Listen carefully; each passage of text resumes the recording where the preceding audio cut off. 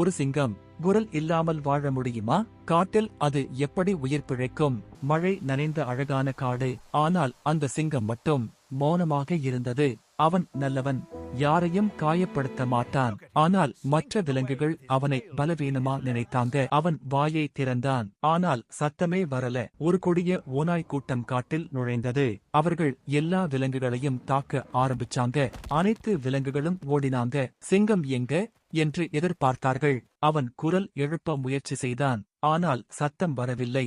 அவன் பலவீனமா தோன்றினான். அனைவரும் அவனை கிண்டல் செய்தாங்க. அவன் கண்களில் கண்ணீர் நிரம்பியது.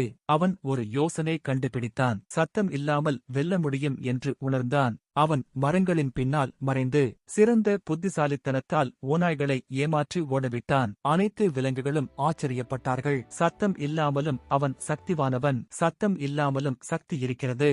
இன்னும் இப்படிப்பட்ட கதைகள் வேண்டுமா? சப்ஸ்கிரைப் பண்ணுங்க.